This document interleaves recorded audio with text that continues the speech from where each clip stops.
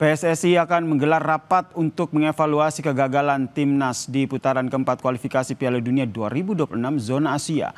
Lalu apakah evaluasi ini termasuk juga mengganti pelatih timnas? Patrick Kluivert, kami membahasnya bersama dengan penasihat Semen Padang FC, Bung Andre Rosiade dan juga koordinator Save Our Soccer, Mas Akmal Marhali. Selamat petang semuanya. Selamat petang, sepak bola. Nih, saya ke Bung Andre dulu nih, belakangan cukup vokal nih mengomentari soal bagaimana track record dari timnas sendiri. Evaluasi akan dilakukan oleh PSSI, Bung Andre, terkait dengan hasil yang mengecewakan kita semua. Menurut Anda, evaluasi ini apakah akan berujung pada pemecatan Patrick Kluivert? Ya, saya sudah mencek ke dalam ya. Ada dua kubu. Ada kubu yang ingin mempertahankan Patrick, ada kubu yang ingin mengganti Patrick. Tentu ujungnya nanti adalah pengambil keputusan dan rapat exco.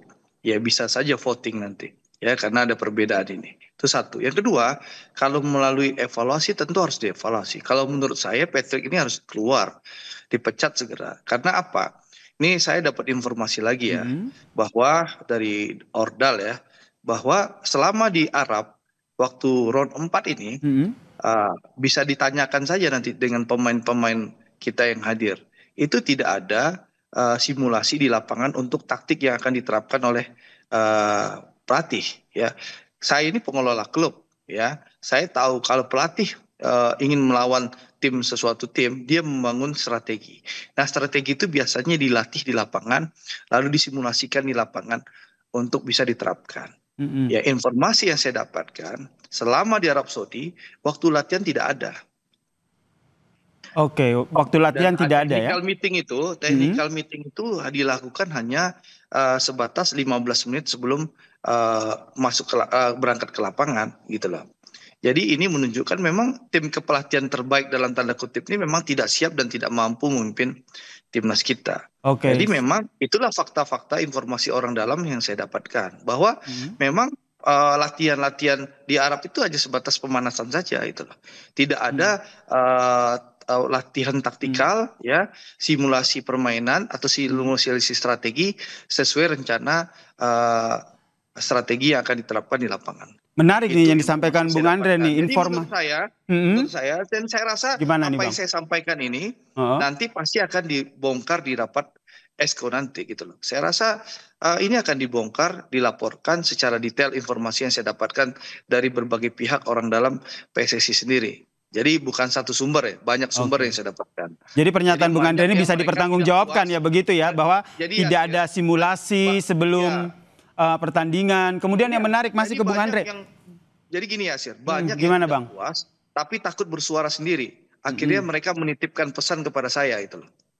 Ya. Oke, tadi juga Bung Andre menyebutkan bahwa ada dua kubu begitu ya. Dua kubu, berarti ada satu kubu yang masih mempertahankan Patrick Kluivert, ada yang juga ingin Patrick Kluivert ini diganti. Ini bisa di-spill lebih detail lagi nggak dua kubu ini siapa aja? Yang perlu dipahami, ini juga harus kita buka, bahwa di dalam timnas itu, Pak Marji mungkin sering kita lihat di depan publik. Kalau ada masalah di timnas, yang pasang badan namanya Sumarji. Sebagai ayah anak-anak, sebagai pemimpin, sebagai panglima rakyat Indonesia, supporter Indonesia tahunya hanya Pak Marji. Tapi exco PSSI kayak Bang Akmal ini dan seluruh pengamat tahu itu, bahwa Pak Marji itu bukanlah panglima sebenarnya.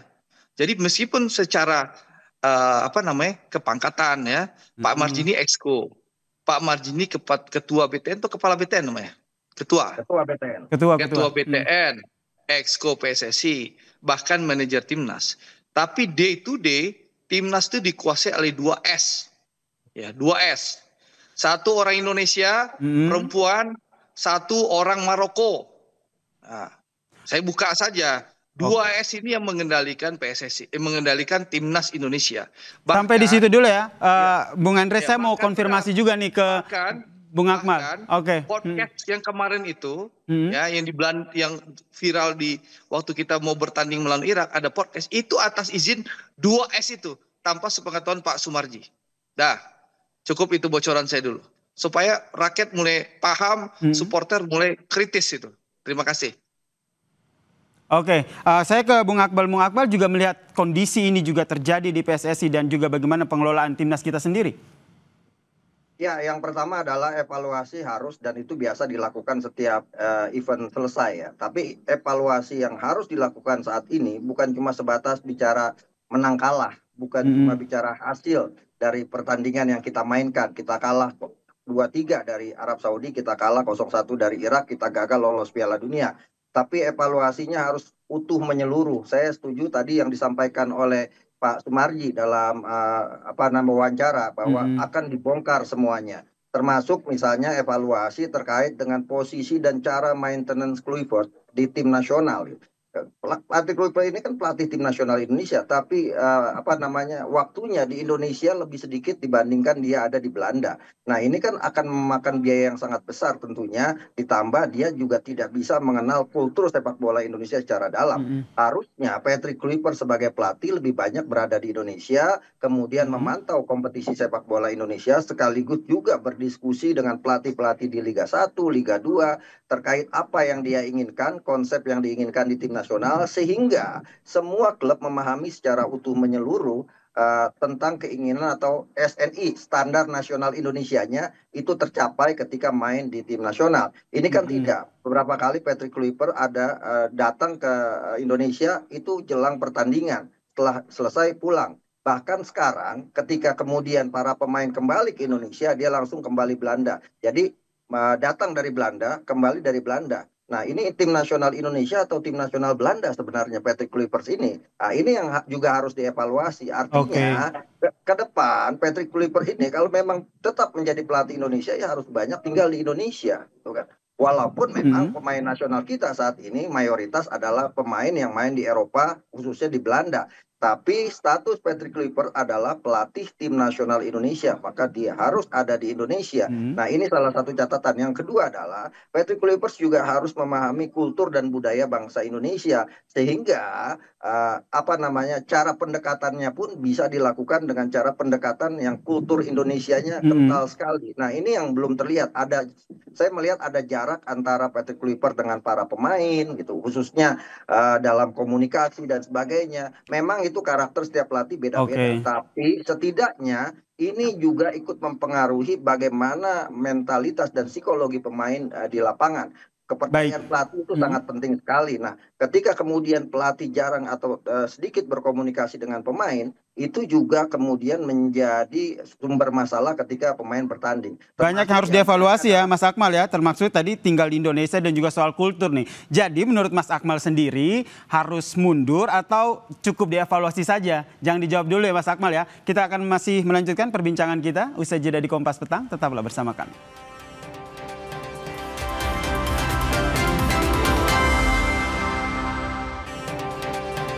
Kita masih membahas bagaimana evaluasi yang dilakukan PSSI terkait dengan kegagalan timnas di putaran 4 kualifikasi Piala Dunia 2026 zona Asia. Saya ke Mas Akmal. Mas Akmal, jadi menurut Anda evaluasi ini akan berujung pada pemecatan atau seperti apa?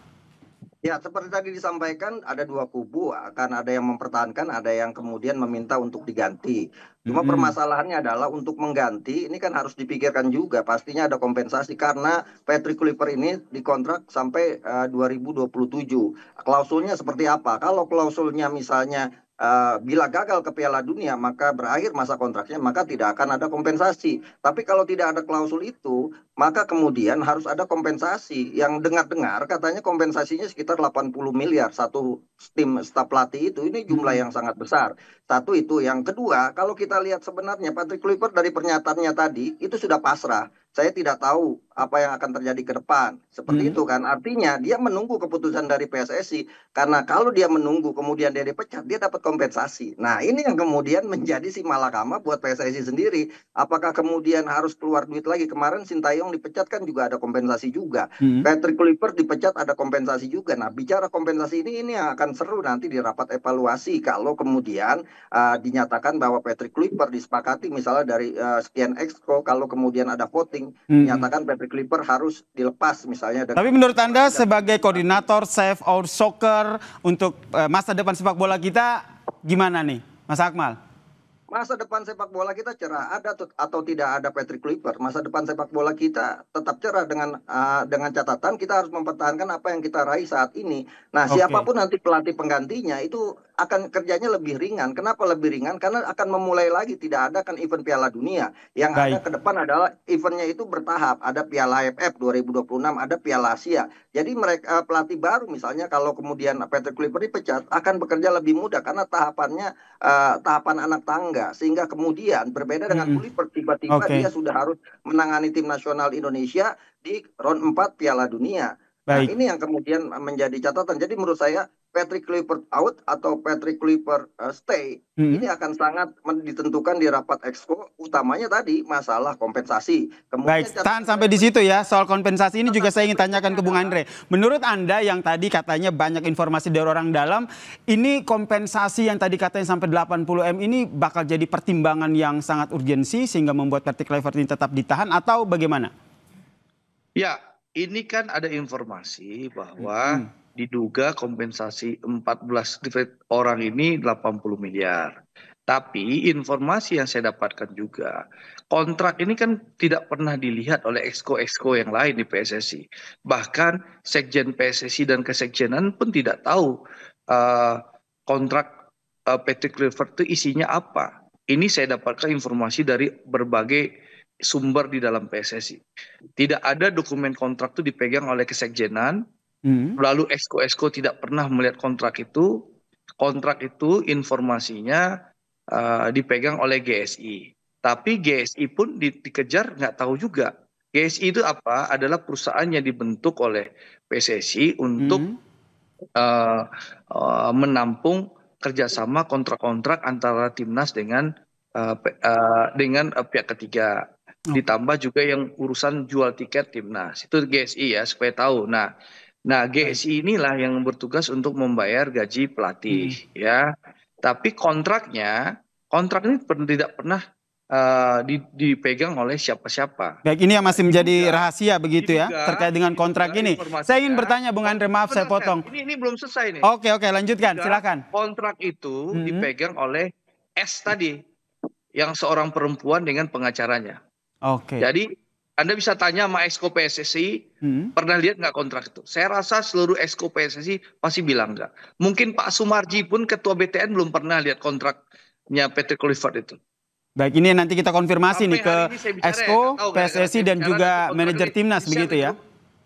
Saya nggak tahu ya, tapi siapa tahu Mhm. gara-gara saya bicara nanti kontraknya tiba-tiba di-share di grup WA-nya Nah, Exco nah mungkin ini yang aja. nanti kita nantikan bersama. Saya ingin ke Tapi pertanyaan sampai hari selanjutnya ini nih, saya Bung pastikan nggak Andre. ada Exco Boleh? yang lihat kontrak itu. Oke, pertanyaan selanjutnya kita masih belum tahu juga seperti apa kontraknya. Tapi kalau seandainya Bung Andre kan tadi mendesak Patrick Kluivert ini diganti, tentu harus ada sosok yang bisa menggantikan Patrick Kluivert ini untuk membawa timnas lebih baik ke depannya. Menurut Anda siapa? Ya, kalau saya tentu pertama Mm-mm. pelatih ini harus punya rekam jejak yang jelas, Oke, punya kemampuan yang jelas. Kalau perlu pernah membawa timnas lain masuk Piala Dunia, itu yang pertama. Yang kedua, pelatih ini harus punya keterikatan dengan Indonesia. Kalau mau jadi pelatih timnas Indonesia harus mau berdomisili lebih lama di Indonesia. Kedua, yang ketiga harus menunjukkan rasa engagement dengan Indonesia, dengan Mm. supporter, dengan pemain. Jangan seperti pelatih Tarkam. Ya, mohon maaf, saya ini menganggap Patrick Kluivert ini tipikal pelatih Tarkam.